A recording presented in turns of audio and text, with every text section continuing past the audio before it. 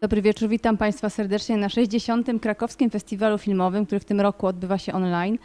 Dzień dobry wieczór, Patrycjo, witam Cię serdecznie. Patrycja będzie za chwilkę prowadzić rozmowę z naszą wieloletnią przyjaciółką naszego festiwalu, która była wiele razy w Krakowie, brała udział jako przedstawicielka festiwalu w Lipsku i nie tylko. Hello, Grit. Welcome to Krakow hello, again. Hello, Masha. How are you? Hello. I'm fine, but not only a bit sad, but really sad not to be here with you. Yes, that is what we miss a lot, that we can't meet in person. Yes. Okay, Patricia, so let's start your fascinating conversation about the film Cold Country Song, Gunderman. Thank you. Thank you. Thank you very much. Thank you, Barbara, and Grit, thank you for being with us. Grit is not only a director of Cold Country Song, but also, as Barbara said, she's also a curator. She curated numerous film programs. She was also the head of a film program at DOC Leipzig. So thank you for accepting an invitation to Krakow Film Festival. And actually 1 minute ago, Barbara told me, because I bet you know this story, that it all started in Alchemia, in Krakow. So, of course, I'm dying to hear this story. Yeah, it was some years ago at the Krakow Festival, and we were at this legendary Alchemia party, and I was standing there in front of the club, and then I listened to two people behind me talking about Gunderman, and since he was a close friend of mine, of course, I turned around and mixed or jumped into this conversation, and at the end of the night, one of the guys said, if I will film about Gunderman, I will call you. And that's what he did some years later, and he was a producer of the film, which is now here. So it all started in Alchemia, and without Krakow, the film wouldn't exist.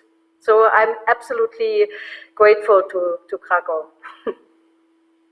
I always believed in this, magic of Krakow, magic of Alchemia, and those crazy meetings with. And that's why we need real festivals for stories like this. We really need to meet people.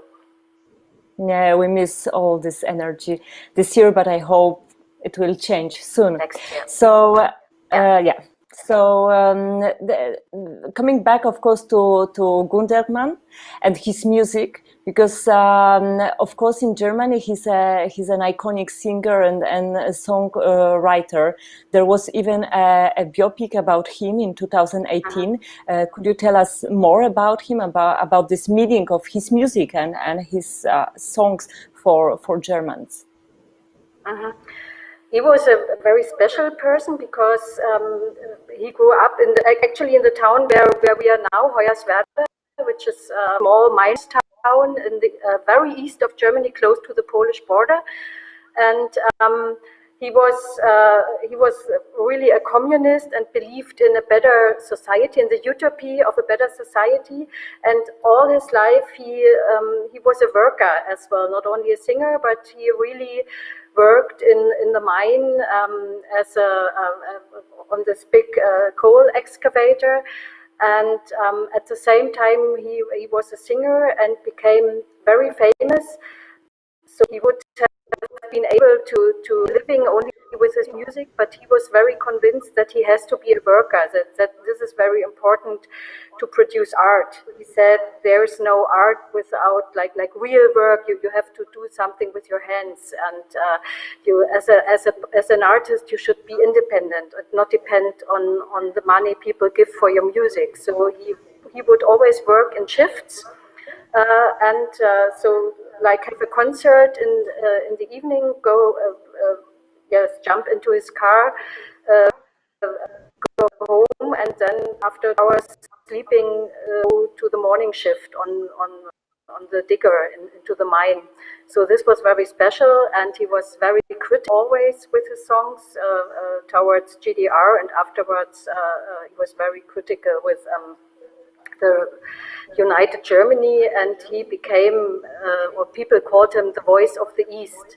He was particularly famous or popular in Eastern Germany. And actually people in Western Germany didn't know him so well, but after the fiction film, which you mentioned, which was published 2 years ago, he became popular in the West as well. And for you personally, his music was important? Like you grew up with this music? Mm-hmm. I didn't only grow up with the music, but I grew up with him. We were friends. I've known him like from my early childhood on, and of course his music was it was very close to me, but not only to me, because his texts were very special, very poetic, but always talking about working people. He was a worker, he lived in the mine, he never left the small Hoyerswerda, he never moved to Berlin or bigger cities where music productions are. He always wanted to stay here, and so his texts and his music were absolutely close to us. And of course I grew up with them, and he died 20 years or more than 20 years ago, and very young. He was only 42 years old, and after that it was difficult to me to listen to his songs anymore.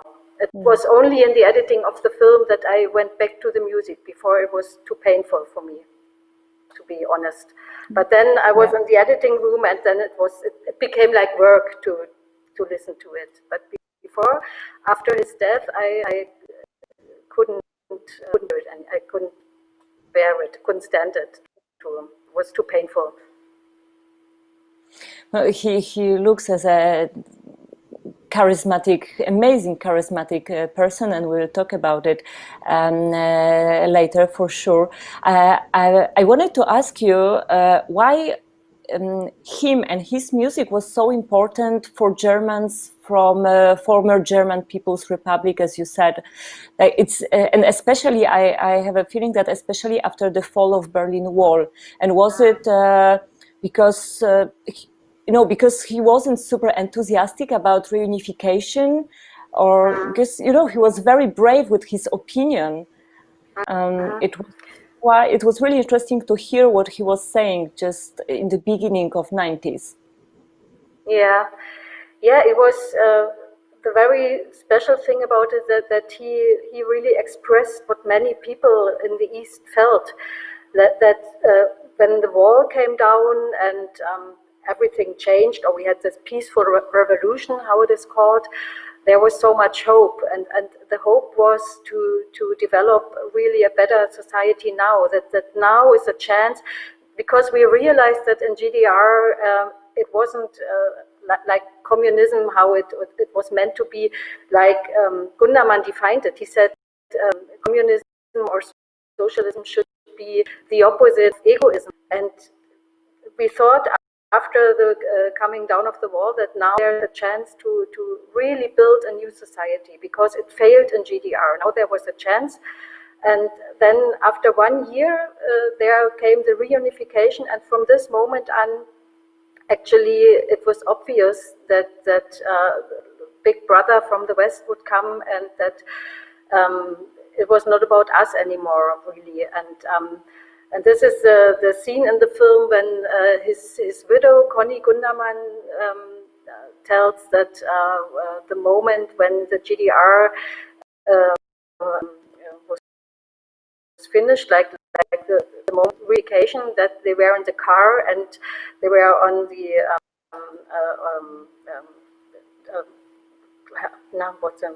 Autobahn, like the highway. They were on the highway, and that they stopped the car and started to cry this moment, because they realized that this was kind of end of hopes to really to be involved into a better society, because now it was only about money and profit and whatever, and again it was not about a better society. So he realized that very soon, but he tried to be involved, and he was very engaged, and he also politically, and was part of initiatives and went, like when people were on strike in a factory, or when there was like in the university there were students, like a students' rebellion. He came there and he played for and he didn't want to have money for the concerts. He said, I want to play for people who need my music. So and he really expressed what people felt, that the reunification didn't work, that because most of our factories were just bought, or not only bought, or like they were bought for €1 by West, and then most of the workers were fired. So all these developments, and Gundermann made it to put these political processes into very poetic words, and that's why people were very moved by his songs, and he really became totally popular in the East, and like not everyone knew the songs, but many people, and the lyrics were very popular, and because he was almost the only one who was really able to express how people felt. And did he want to be a politician? Because he ran for a seat in the parliament without success, though. But he was running. Did he really want to be a politician?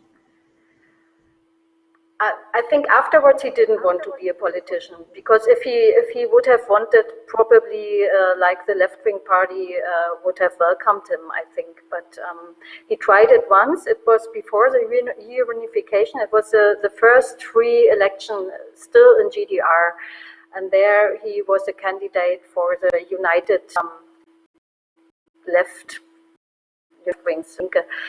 But of course, people didn't go for it, and afterwards he didn't want to be a politician anymore. He wanted to be worker and artist, and that was what he really wanted.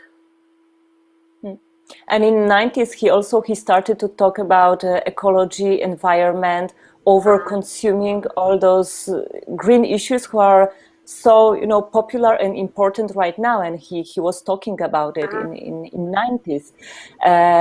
But it's true that since the beginning, his lifestyle was ascetic. He didn't drink alcohol, no drugs, no cigarettes, was a vegetarian. I don't know, is it true? He drank alcohol. He used to drink alcohol, not so much, but he used to drink alcohol. But he was he was very strict, like also with himself. He had a very hard life with being on concerts, being in the studio, then being on the excavator. So actually there was no time for him to party, but he never really liked partying. But also with his friends here in our hometown, he was always angry when we would sit with them and having beer. He would always shout at them, there's so much to do, and we have to write songs, and we have to rehearse new theater plays, and you better not sit on there and drink beer. So he was a workaholic, a real workaholic. And he was really happy when he could work. Then he was happy. That was his drug. So was it easy to be friend to him? That's a good question. He was very, in a way, he was also, sometimes he was also very egomanic, because he had his way, or he was a little bit autistic, so he wouldn't care what other people think about him. He didn't care, and he could be very harsh towards also, and we see in the film, we see how his first band, how they split up, and how it was not nice. It was really not nice, and sometimes it was dirty, and he just in a way he didn't care what other people would feel and think. But on the other hand, he had a lot of empathy. He really loved people, but at the same time he was not really sometimes he was not able to. Yeah, he was not polite, or he was not interested in being polite or being a nice guy or everything. He was just not interested in it, and he was very on his way, very, very, very focused. Mm. And did you find people who are angry at him and they didn't want to take part in your film, or everybody welcomed you with open arms? Really, everybody welcomed us because we really had very little time to do the film, only 6 months. So there was absolutely no preparation. I would really call people, and like the next day we would show up with a camera, and everyone was really absolutely engaged, and also these musicians he was afterwards or in his later bands, they are really famous musicians, like the guy with the long hair, Uwe Hasbecker, famous musician. And him was, oh yeah, you want to make a film about Gundi? I'm here.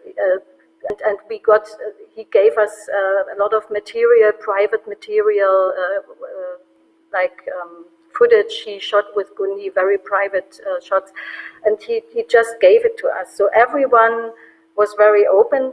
I know that there's one person who's really angry with him, but this is also because, of course, there's always this Stasi story that he worked for Stasi. I really do only know one person who's angry with him, but this is a person, the very old stories, and this is not about Stasi. This is still in the very old time in the first band. This was about the splitting up with the first band. What happened, because what happened there was really not nice with when they were doing this first album. And actually they did it together, and then it was only the name Gundermann on the cover, and from this time there's a person who's angry with us. I know who's angry with them. Really, I haven't met anyone else, really. It's interesting for me because also, as you mentioned, there is this difficult past. Gundermann was an idealist. Of course, he believed in socialism, but also he was collaborating with Stasi. And you know, in Poland we have so many similar stories with communism. It was the same reality. But to be honest, I can't imagine similar situation that a public person who doesn't hide his or her, let's say, inglorious past is still a popular singer, is still a popular actor. Was it difficult for you to accept this, to understand it? Actually not, because when I heard about it, that he was a Stasi informant, I heard it from the radio. He was still alive then, of course. And like everyone who knew him, I think nobody was surprised to hear it, because we knew how he was, that he always would give his thing. He had believed in something, and first he believed in that he should be a soldier, so he joined the army. Then he was fired from the army. Then he joined the Communist Party. He was fired from the party, and of course the next step was to join Stasi, and then he fired Stasi. So it was like a chain, you know. So there was no surprise from our side, and of course, editing the film, that was sometimes difficult, because then I found some material where he explained things, and that was a little bit difficult, because there is this one scene when he is asked by a moderator, "Are you sorry for what you did?" And then he says, "No, I am not sorry," and that was a difficult moment for me, but. Actually, I think, or I know that he was sorry, but in this moment he couldn't. He just couldn't admit it, because it was like a tribune they were like really judging about him. And of course they were from the West, he was from the East, and it's like always that they are judging about our past. And so I think he was just like a little child who behaved bad and can't give in, you know. So actually I know that he felt sorry, but this moment was hard for me to accept and also to put it into the film. First I didn't want to have it in the film, and the whole Stasi scene was very short. And then people who watched the rough cut were like, was it really so easy, the whole Stasi thing, and is there no material? And then I realized that actually it was the most difficult part for me with the editing, this Stasi scene, because of course it is wrong. We know that it's wrong, and but he knew it as well. But it was very difficult for him also to deal with. They were not equal. He was not really able to deal with them. They were so experienced media people, and he didn't know to behave in such a TV studio, and so it was difficult, and also difficult for me. So I was not surprised, and I'm not angry with him, not at all, and I don't have to forgive him anything, nothing. But of course it is difficult. Yeah, we could feel this uncomfortable situation in this atmosphere in this TV studio during this interview. But I wanted to ask about one more thing, because you decided to show in your film, you decided to show his music, his political views, his things what he was doing also for other people, his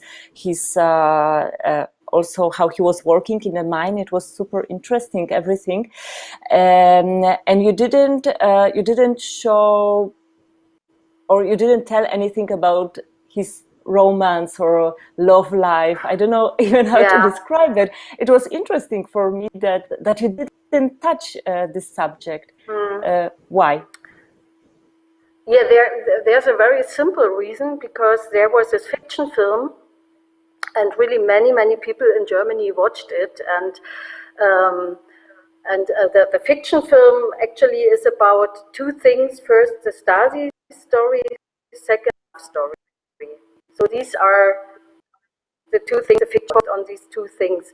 And I thought that I don't have to repeat a story that just 2 years ago we were told, and really well done, told in a fiction film. That was the first thing.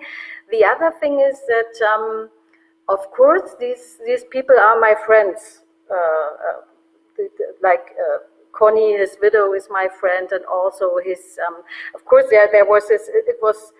It's an interesting love story, because actually it's a triangle story, because Connie was still married when she fell in love with him, and all this stuff. But also the other guy is a close friend of mine. So I felt this was something I really felt comfortable, because these people are, and I felt that I can't put it or give it to the public, that these private things. And I also thought that there are so many things to tell about Gundermann. It's only a tiny part we see, because he was also a writer. He wrote 30 theater plays, so he was very influential on the whole art scene, the theater scene. So there were to tell about him, and I really had focus on something. And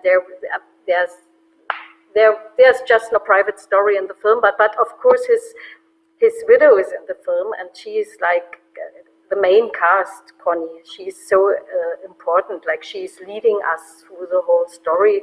And I think we there is love in the film, and every moment she's talking about him, I think you can. The love story is always in the air, I think. And of course, we also shot with his daughter. We try. She's. I think she's 30 now, and she's a teacher in Berlin, and has started to make music as well. And of course, she sings Gundermann songs, and we shot a concert with her and an interview. But there was also, in the first version of the film, she was in, but it really felt like there was not enough space for Gundermann then, when so many other people were in the film. So we decided then really to focus on him and not so much family, and really to focus on story and being a hero who is failing. It's a film about failing, actually. Did you screen your film in Hoyerswerda already? Yes, of course. Yeah, of course. And it was absolutely moving. Like we screened it not only in Hoyerswerda but also in the whole region, and this coal country you may call. And it was absolutely moving. Like we had one screening in Cottbus, in the biggest city hall, like the cultural place they have there. There were more than 600 people in Leipzig. We screened it at the main station. There were almost 1,000 people watching it because he was so popular. And in Hoyerswerda, we were also in a very big place. And at the end of the film, like really, everyone was crying. Everyone. There was no one in the room who didn't cry. And then all his former friends and his first band, they were all here, and it was absolutely emotional. But we had really many very emotional screenings. And some people said it's really the first film in 30 years talking about them. Thank you very much for also discovering this story for Polish viewers of Krakow Film Festival. I have one more question. Is there, like in Hoyerswerda, is there still this board or the sign, "Welcome to Hoyerswerda" in Polish? Witamy was do Wojery. That's interesting. It is not Polish. This is Sorbian. You know, Yeah. Do you know Sorbian? It's because we are here in the region where Sorbians live, and this is I think in it Polish says it's "Witamy like was do Wojery." So it's Sorbian, and of course we still have in German and in Sorbian here. And this will be my next film about Serbs. Thank you very much for being with us. We are waiting, of course, for next films. And I hope that we will see each other in Krakow, in Alchemia next year. Absolutely. And maybe a next crazy story will come up. Yeah. Thanks for having me. And see you next year, hopefully. See you next year. Thank you. Bye-bye. Thank you. Bye.